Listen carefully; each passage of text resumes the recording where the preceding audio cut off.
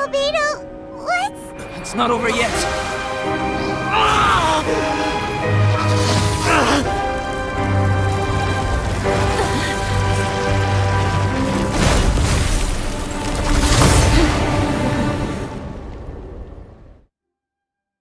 Brace yourselves.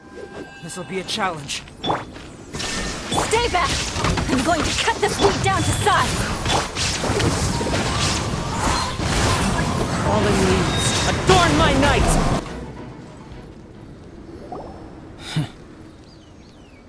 What in the world was that thing? One moment it was human, the next it was a plant! Is everyone alright? We're fine. But can you please tell us what's going on? I don't understand. I take it this monster is whom I had the pleasure of meeting last time. Correct. As you might have guessed, this is a mutated whopper flower. An extremely rare kind. But can whopper flowers turn into humans?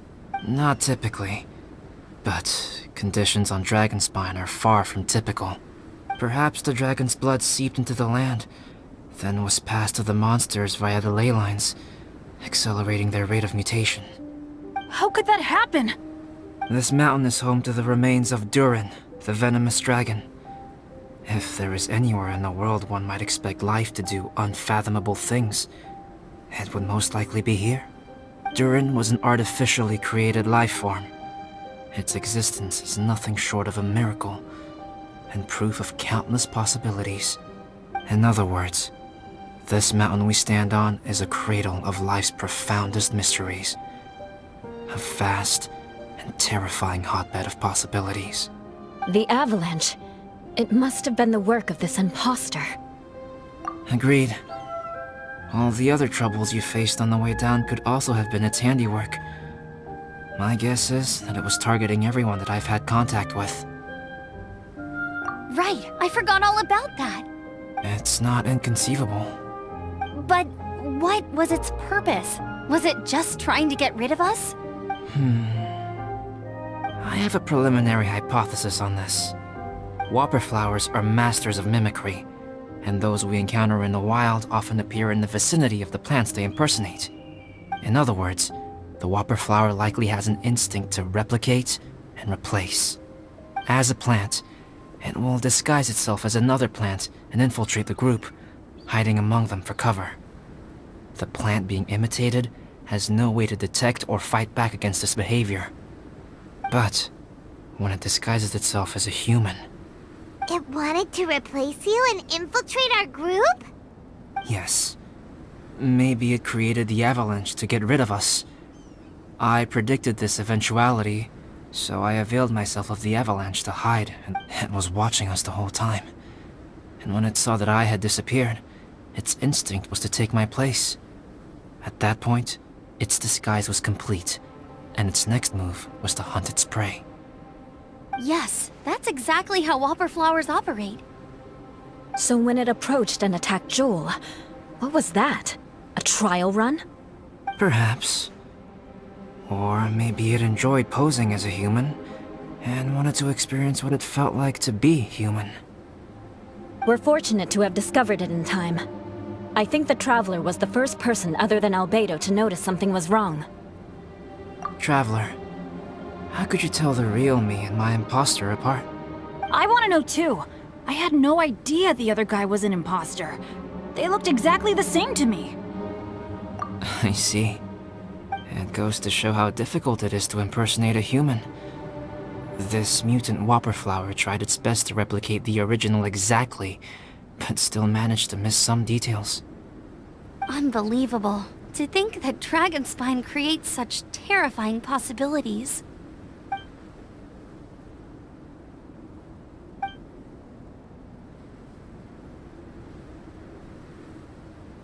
Anyway, at least we won in the end. It looks like my method did work after all. I used up all the bad luck, and the good luck finally came through. About that. If you're referring to having fallen down the mountain and avoided injury, well, that's because I was secretly protecting you.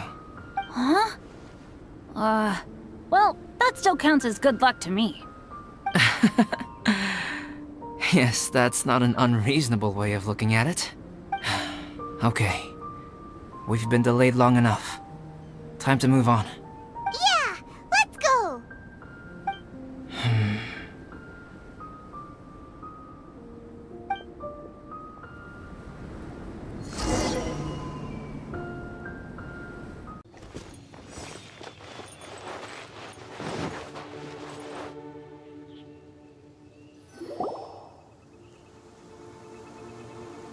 Woohoo! I'm back!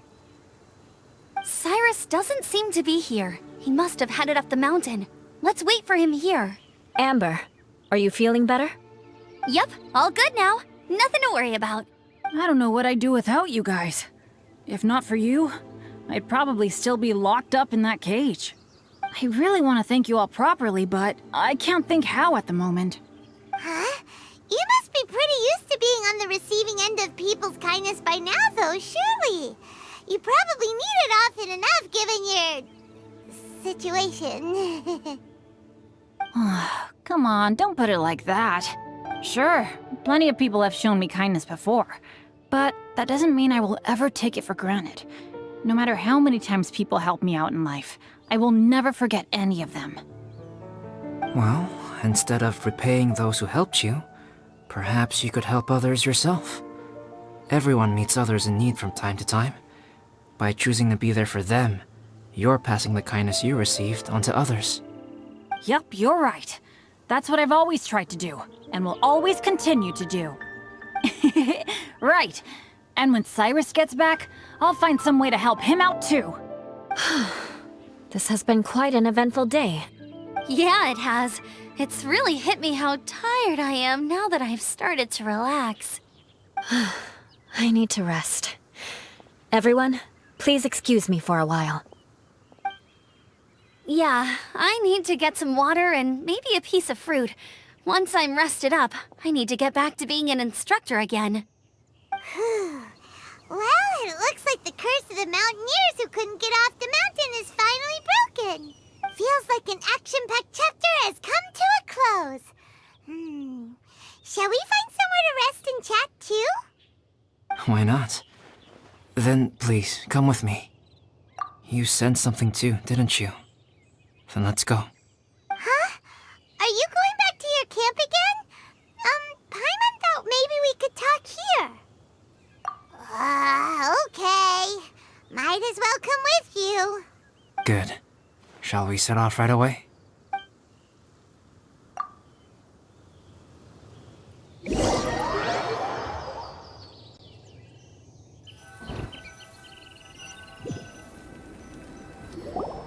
Sorry for bringing you back here once again. Some topics are best discussed in private. Is this about the imposter? That's right. I have to say, Traveler, I'm very surprised you noticed the difference between me and the imposter. Yes, this mark. Perhaps it's where it all began. Ooh, sounds like the beginning of a big story. Keep going. Well, I can't deny that what I'm about to say does sound like something from a children's storybook. So, what do you think this diamond-shaped mark means? A tattoo? A crest? Something else? No. Consider it a birthmark. Have you ever seen an intricate glass ornament and wondered how it was made? Well, one method for crafting with glass is a technique known as glass blowing. Glass blowing is not a widely known art in Teyvat. For this reason, glassware made in this way is usually very expensive. As the name implies, glass blowing involves blowing air into a hole, much like blowing up a balloon. This type of glassware is known for having a pontal mark at the point where the blowpipe was inserted, where the hole was sealed at the very end. This mark is a sign that the item was crafted by a human hand. Sounds kind of amazing. It is a wondrous and beautiful art form. Alice says that these marks are seen as proof of the maker's fine handiwork, the only flaw in an otherwise perfect work of art. My mark is something similar to this. The difference between synthetic and natural life lies in the directional flow of the life force. The energy of a natural life form flows out from within. That's why flower buds bloom and curled leaves unfold. And it's the very reason we watch and wonder at blossoming flowers. Creating life artificially, on the other hand, involves, to a certain extent, the introduction of an external source of energy into the embryonic life form. When the hole where the life force was infused is sealed at the end, it leaves a mark not dissimilar to the pontal mark in blown glasswares. The alchemical substance drips and spreads out in all directions, resulting in this rather ingenious diamond shape. Wow! So that's where it came from. This mark is a sign of my artificial origins, and proof of my imperfection as a human. I presume that the impostor intentionally avoided replicating this mark, so as not to become less than perfect himself. You are fundamentally different from other people. I have few qualms about sharing my secrets with you. Just as Paimon said, it all sounds like a story. Even if you were to tell anyone else, they would regard it as nothing more than a tall tale. The transcendent and miraculous are not the only things to which human beings aspire. They pursue the everyday, the ordinary, to a far greater extent than I would have ever imagined. People like to believe that those who are thoroughly different from themselves could only ever exist in stories. It makes things much easier. Or, in other words, all the unfathomable things we've seen recently would make good material for a novel. I have friends who write novels. If they wrote this story, it'd probably be even more complex. Making up stories is easy. Even Paimon can do that. Oh. I didn't know you had that kind of talent. Paimon's the best guide in Teyvat. Making up stories is a piece of cake. In that case, how about we have a storytelling contest? We can base our stories on the events of the last few days. Sounds great! But we still have to help out the Adventurers Guild. I understand. Creativity is something that cannot be rushed. Take your time, and come back when you have found some inspiration. We'll see whose story is more compelling. Deal! Okay, we'll regroup with the Adventurers Guild for now. Sure.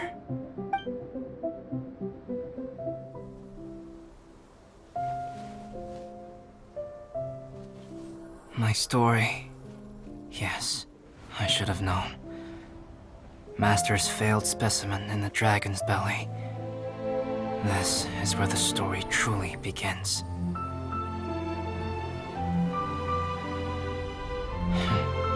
If we switched places, if you were the survivor, then as the abandoned experiment, the failure of the primordial human project, I'd want to replace you too. I would replicate your appearance, study your alchemy, and create miraculous life forms to divert your attention. I would wait for the right moment, then dispose of you in the Traveler, the sole person to have known your secret. And then, I could finally experience the joy of being brought into the world.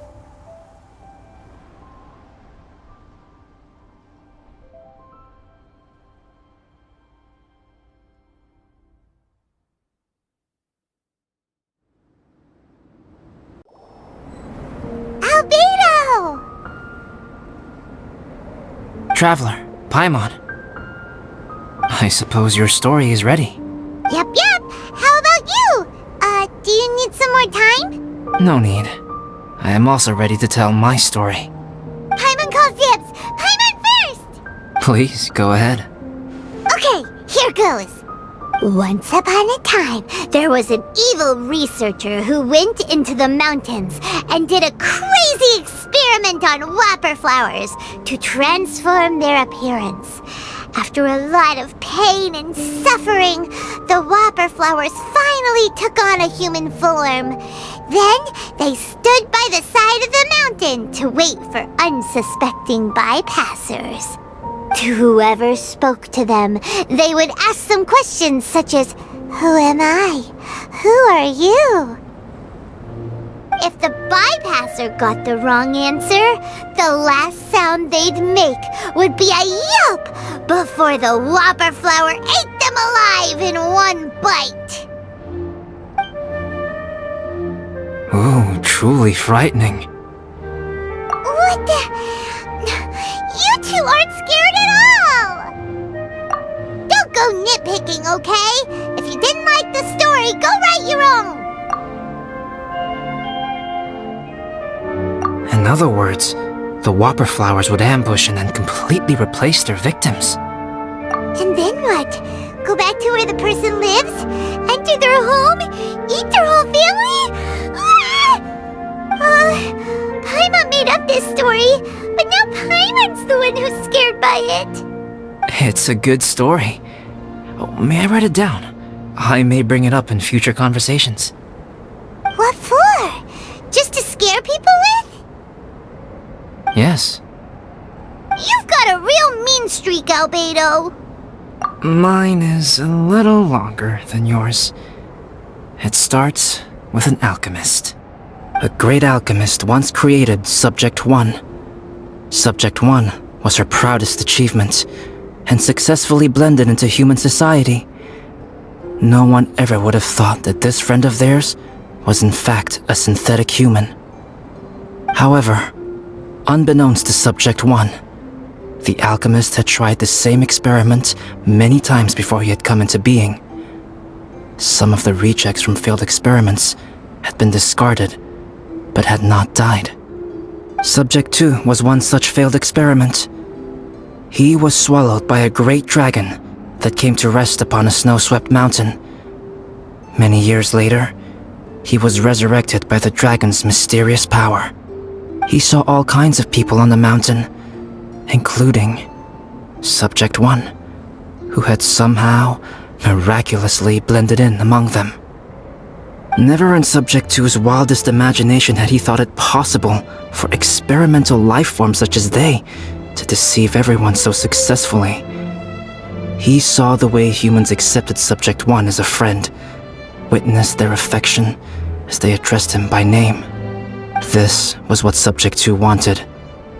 Now, all that Subject 2 desired was to replace Subject 1 and take the joy of his existence for himself.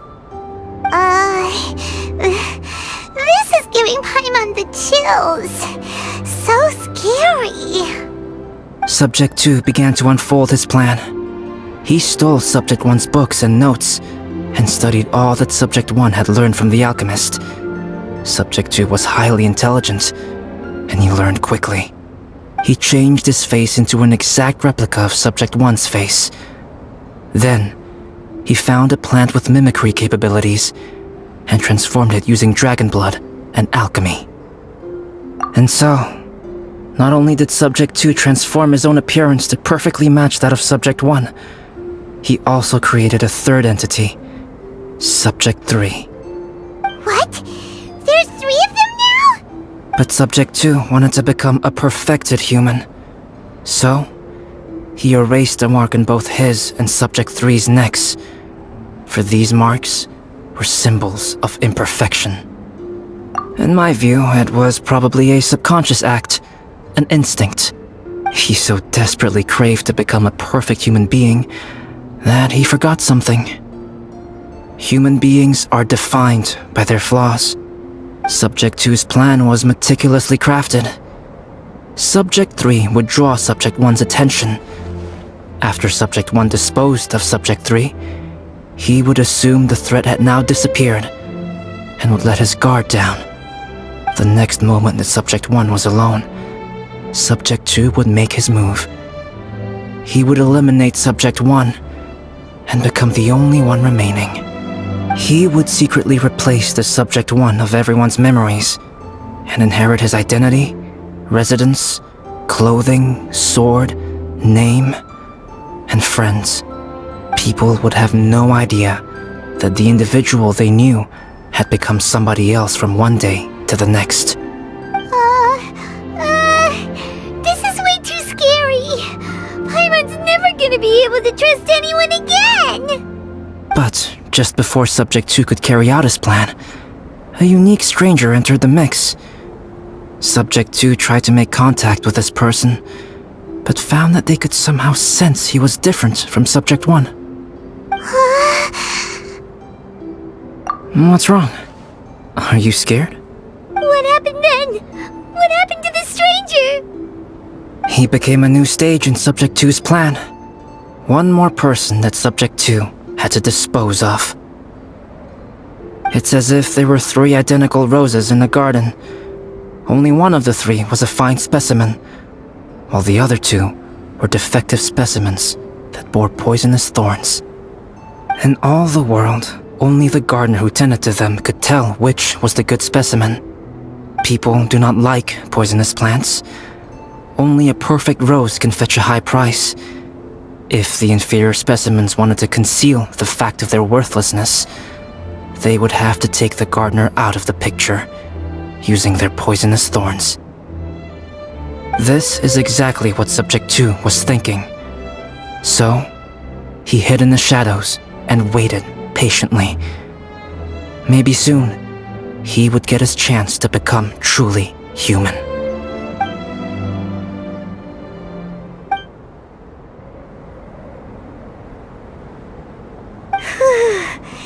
That was intense! So what happened after that? Did Subject 2's plan succeed? Paimon can't bear thinking about it!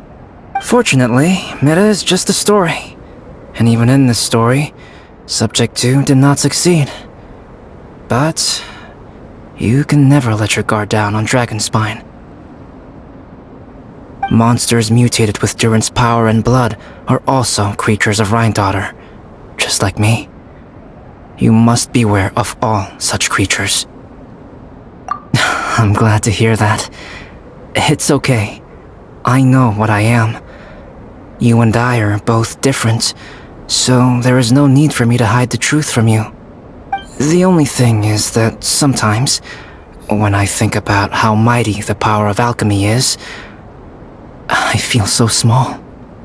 As beings who set foot in this world, how arrogant are we in desiring to control our destiny and in desiring to create? Is creation an arrogant act, traveler? If not, why do we call the ones that created us and control us gods? If it is, then what qualifies us to call ourselves creators? How far must we take our reverence and respect, and what purpose does it serve? Nothing special, but whenever I think about it, I feel a twinge of grief. Poor Albedo. Hello? Traveler, are you here? Hey, is that Amber? Thought we might find you here. We're here to deliver a message from Cyrus. There's gonna be a big event down at the base camp, and they want you there too, Traveler. Winter camp is nearing its end.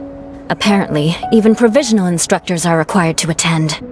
Looks like we need to go, Albedo. Bye for now. Then I won't keep you. I have some things to attend to here, so forgive me for not seeing you down. Don't worry about it. There have been no issues getting up and down the mountain recently. Is everyone ready? Let's not keep them waiting.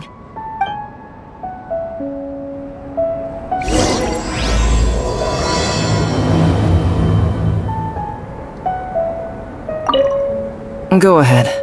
You're one of their instructors, no?